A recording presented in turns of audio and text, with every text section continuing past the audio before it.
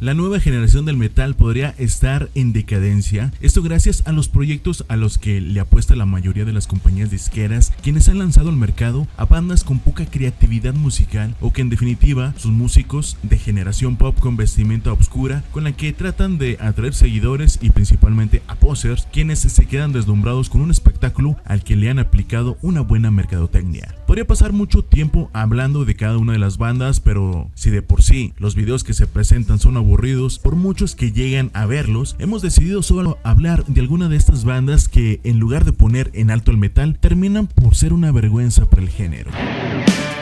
Creo que está de más mencionar a la banda Ghost, un proyecto en donde Tobias Forge se ha enfocado en presentar todo un show en las presentaciones que tienen en vivo, pues me atrevo a decir que solo en sus conciertos es donde proyecta un espectáculo al momento de cambiar simbólicamente al vocalista, al momento de reemplazar por los llamados papas. Es verdad que las letras de sus canciones tienen muchos toques blasfemos en torno al cristianismo, pero el estilo musical se encuentra enfocado en el rock alternativo, el cual ha sido aceptado en su mayoría por los posers. Algo similar ocurre con Dogma, una banda femenina en donde la sensualidad es la carta que utilizan para poder obtener seguidores, pues el atuendo de monjas cometiendo actos sexuales es algo que se ha visto en muchas películas eróticas y es lo que le ha apostado a estas mujeres en sus videos y conciertos, en donde muchos posters se encuentran en la primera fila.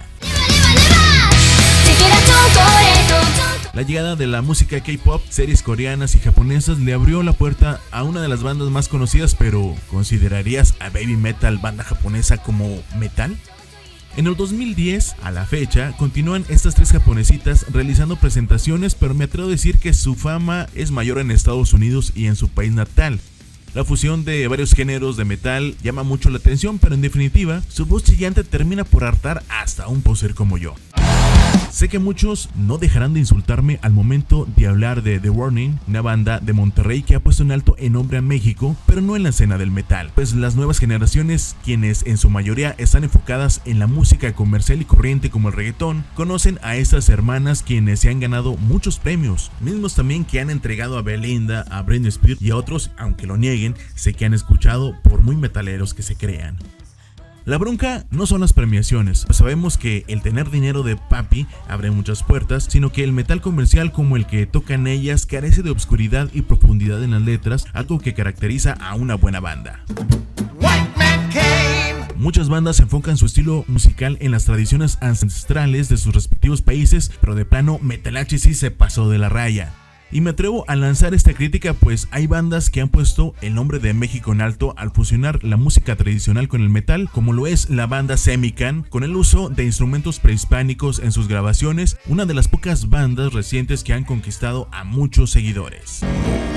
Y siguiendo con la música tradicional y con bandas que valen la pena, The Who ha captado la atención de muchos metaleros al mezclar el folclore de Mongolia con el metal, aunque yo siendo mexicano y principalmente un poser que no entiende nada de lo que canta, mucho menos del inglés, su estilo musical me ha llamado la atención y muchas de sus canciones he logrado disfrutar.